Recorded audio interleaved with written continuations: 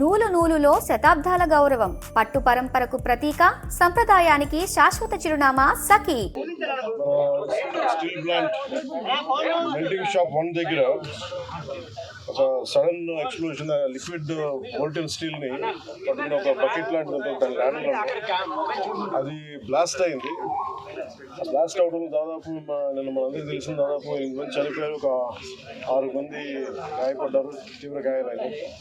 So వాళ్ళు ఇద్దరు critical కండిషన్లో, 6 మంది ఇంకా మేజర్ క్రిటికల్ కండిషన్లో ఉన్నారు. వాళ్ళు ఎలా ఉంటుందని మనస్ఫూర్తిగా మేము బాగుండాలని ఆకాంక్షిస్తున్నాం. వాళ్ళు కూడా పరామర్శిస్తాం. అలాగే ఇంకో ఇద్దరిని ఇప్పుడే ఇందాక చూసి రావడం జరిగింది. వాళ్ళ ప్రాణాపాయానికి బయటపడ్డారు. ఇందాక లోపలికి పోయి మొత్తం చూస్తూ ఉంటే కార్మికులు కూడా కొంతమంది ఇంటరాక్ట్ అయ్యారు. సో వాళ్ళతో కూడా మాట్లాడుతుంటే ఎలా జరిగింది ఏంటి అంటే, వాళ్ళు అంత ముందు రోజు కూడా ఇంకా పక్క దాంట్లో ఇలాంటిది ఏదో జరిగింది, కానీ నైట్ టైం ఎవరు లేకపోవడం వల్ల ఒక తెలియలేదని అన్నారు. ఇది బేసిక్లీ ఎంత సేఫ్టీ ప్రోటోకాల్స్ ఎంత జరిగినాయి, ఎంత మెయింటైన్ చేస్తారు సేఫ్టీ ప్రోటోకాల్స్. అలాగే మేజర్ కనిపించేది అప్గ్రేడేషన్ ఆఫ్ స్టీల్ ప్లాంట్ మేజర్గా చూస్తున్నాను. ఇదాకా నేను దాంట్లో నిన్న నుంచి అడుగుతూ ఉన్నాను, అసలు ఇలాంటి సంఘటన ఎక్కడైనా జరిగిందా, ఇంతకుముందు జరిగిందా అంటే లాస్ట్ 33 years 36 yearsలో ఎక్కడ జరగలేదు ఇలాంటి ఇన్సిడెంట్ అని చెప్తా ఉన్నాను. నాకు వచ్చిన ఇన్ఫర్మేషన్ ఇలాంటి పర్టికులర్ స్టీల్ ప్లాంట్ బిలాయ్ ఉంది, కానీ మిగతా అన్ని కొంచెం డిఫరెంట్ స్టీల్ ప్లాంట్స్ మెషినరీ కానీ వాటి అప్గ్రేడేషన్ కానీ కొంచెం డిఫరెంట్గా ఉంటుంది. దీనికి లాగా ఉండదు ఒక బిలాయ్ తప్ప, మిగతాయి కొత్తగా ఉంటాయి. అదే ప్యారలల్గా మిగతా చోట ఎక్కడ జరుగుతున్నాయని చైనాలో కూడా జరిగింది, కానీ ఇంకొక ఫ్రాన్స్లో కూడా జరిగింది, కానీ ఇలాంటి సంఘటన అయితే జరగలేదు. ఈ పర్టికులర్ ల్యాడల్, ఈ మోల్టెన్ లావాని క్యారీ చేసే బకెట్, చేసే ల్యాడల్ ఉన్న బకెట్ ఇప్పుడు బ్లాస్ట్ అవుతుంది చూడలేదు, ఇప్పుడు జరగలేదని చెప్తాను. అక్కడ ఒక డిఫరెంట్ బ్లాస్ట్ జరిగింది, బట్ ఈ కైండ్ ఇప్పుడు జరగలేదు. అందుకని ఇప్పుడే బొకారో స్టీల్ ప్లాంట్ నుంచి నాకున్న ఇన్ఫర్మేషన్, ఒక 3 men కమిటీ ఒకళ్ళు వచ్చి ఫామ్ చేస్తే వాళ్ళు ప్రిలిమినరీ ఇన్వెస్టిగేషన్స్ కూడా వస్తారు. ఏ నేపథ్యంలో జరిగినాయి, సేఫ్టీ ప్రోటోకాల్స్ ఎలా ఉన్నాయి, సేఫ్టీ ఆడిట్ ఎలా జరిగింది, ఇవన్నీ పరిగణలో తీసుకొని వాళ్ళు చేశారంటే ఇవన్నీ సీరియస్ ఇష్యూస్ కాబట్టి కూర్చోబెట్టి ఒక ప్రెస్ మీట్లో ఇది ఒక ఎమోషనల్గానో ఏదైనా కూర్చోబెట్టి సడన్గా ఒక మాట అనేది కూడా అది అందరి మీద బాధ్యత ఉంది. అందుకని ముందు ప్రభుత్వ పరంగా కానీ మొత్తం అసలు ఒక్కొక్క రెగ్యులర్ ఎంప్లాయీస్ ప్రాణాలు కోల్పోయిన అందరికీ కూడా ఒక 1,72,00,000 వాళ్ళకి అందజేయడం జరుగుతూ ఉంది. అలాగే కాంట్రాక్ట్ ఎంప్లాయీస్కి 45.75 లక్షలు, అలాగే వాళ్ళ ఎంటైటిల్డ్ టర్మినల్ బెనిఫిట్తో పాటు మరణించిన వారి కుటుంబానికి 5 లక్షలు ఎక్స్గ్రేషియా, మరణించిన వారి కుటుంబ సభ్యులకు ఒక్కొక్కరికి ఉద్యోగం, సివియర్గా ఇంజూరీ అయిన వారికి 10 లక్షలు, అలాగే ట్రీట్మెంట్లో అయ్యే ఖర్చు మొత్తం రాష్ట్రీయ ఇస్పాట్ నిగమ్ లిమిటెడ్ వారు భరిస్తారు. అలాగే స్టీల్ ప్లాంట్ ఉద్యోగుల పిల్లల చదువులు ఏ విధంగా అయితే కొనసాగుతున్నాయో అదేవిధంగా మరణించిన వారి పిల్లలకు కూడా అది వర్తిస్తుంది, వారి చదువు అలాగే కంటిన్యూ అవుతుంది. మరణించిన వారి notional date of superannuation that means retirement ఏ రోజు వరకు అయితే ఉంటుందో అప్పుడు దాకా వారి కుటుంబ సభ్యులు స్టీల్ ప్లాంట్ క్వార్టర్స్లోనే ఉండొచ్చు. అలాగే ఎవరైతే కుటుంబ సభ్యులు స్టీల్ ప్లాంట్ టౌన్షిప్ బయట ఉన్నారో వారు కూడా ఇఫ్ దే డిజైర్ అంటే వాళ్ళు కోరుకుంటే ఆ స్టీల్ ప్లాంట్ క్వార్టర్స్లో కూడా వాళ్ళు కూడా ఉండొచ్చు. అలాగే ఇందాక నేను చెప్పినట్టుగా బొకారో స్టీల్ ప్లాంట్ నుంచి 3 men కమిటీని ఎంక్వైరీ జరుగుతూ ఉంది. అలాగే మరణించిన వారి కుటుంబాలకి, ఆసుపత్రిలో ఉన్న వారికి అండగా నిలబడుతూ రాష్ట్ర ప్రభుత్వం కూడా వారికి పూర్తి సహాయ సహకారాలు అందిస్తాం.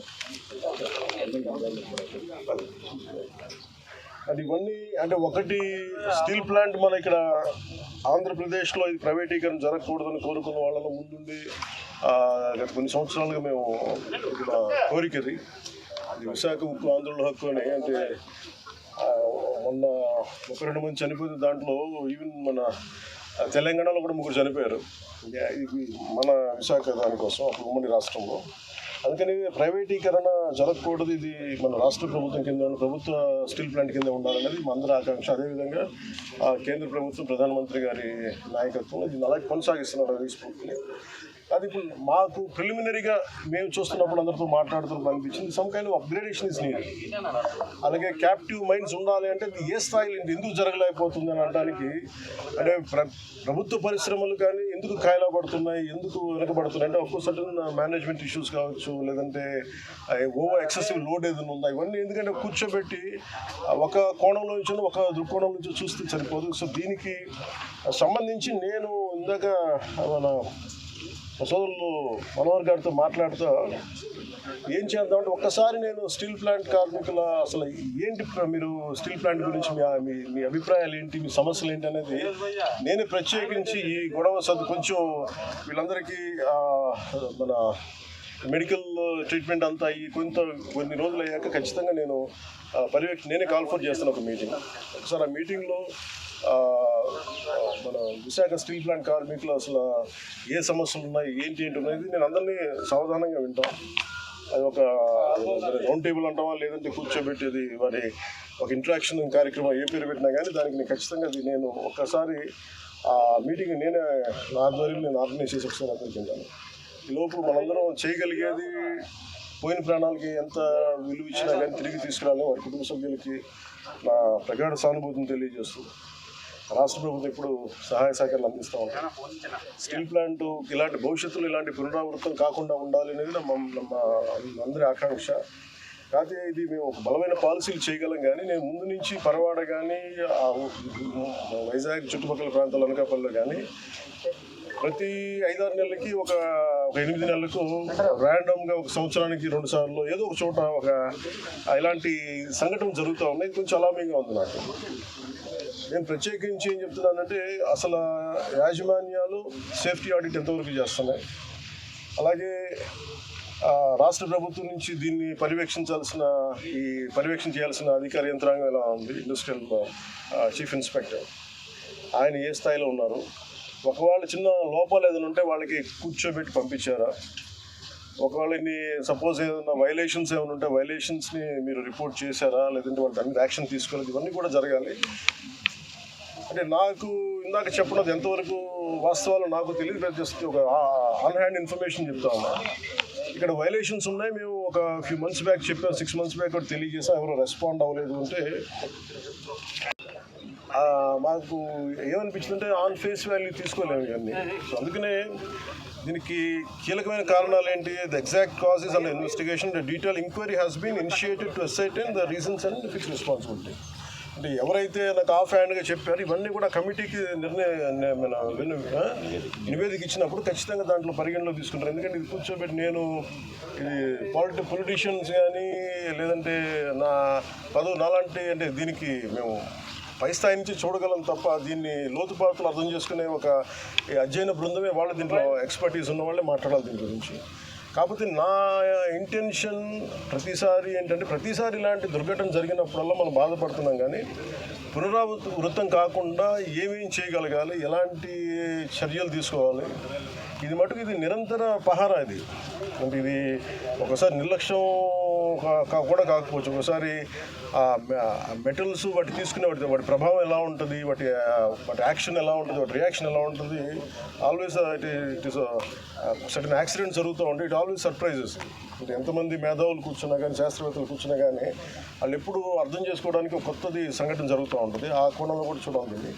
ముఖ్యంగా కెమికల్ ఇండస్ట్రీస్ కానీ పరవాడలో కానీ ఇవి ఒకటికి యాజమాన్యాలు 1కి 10 సార్లు చూసుకోవాలి.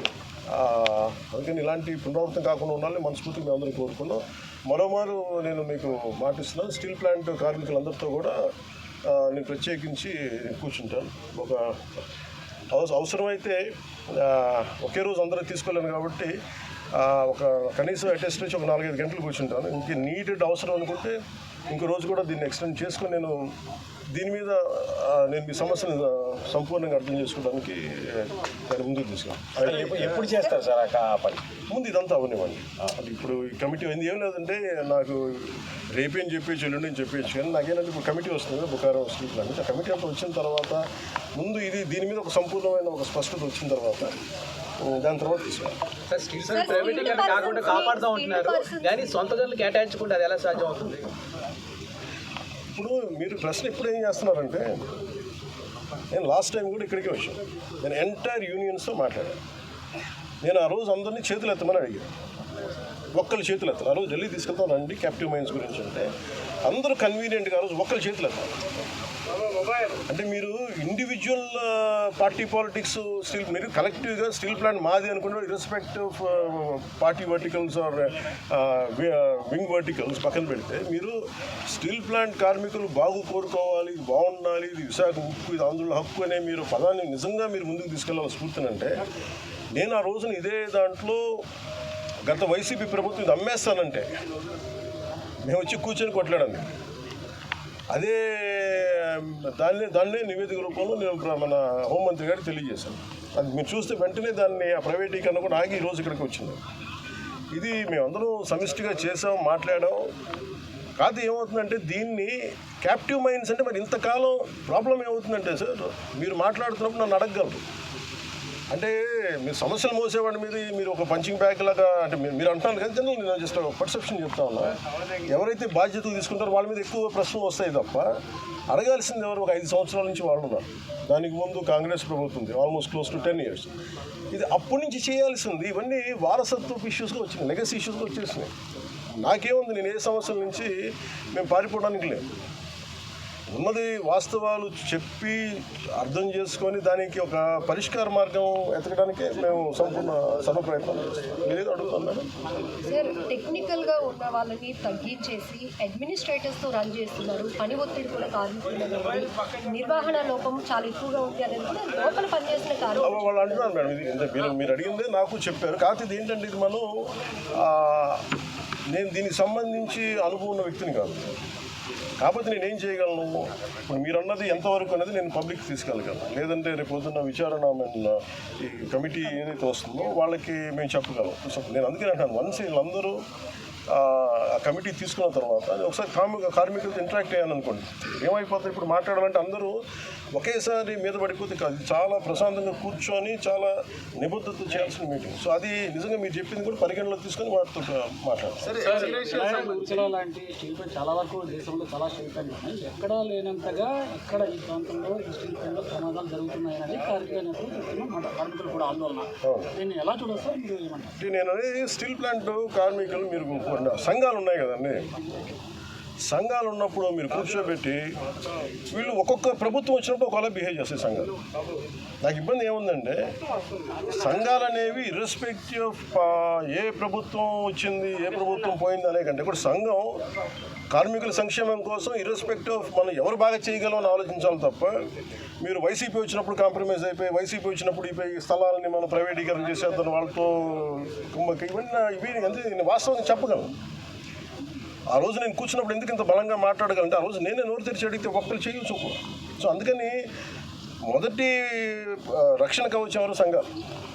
సంఘాలు ఈ పొలిటికలైజేషన్లోనో లేదంటే మన పార్టీ రాజకీయాల్లో పడిపోయి నిజంగా కార్మికుల సంక్షేమం ఎంతవరకు ముందుకు తీసుకెళ్లారు అనేది కూడా నాకు వాళ్ళతో కూర్చొని నేను మాట్లాడతాను. సార్ నేను I don't try to shy away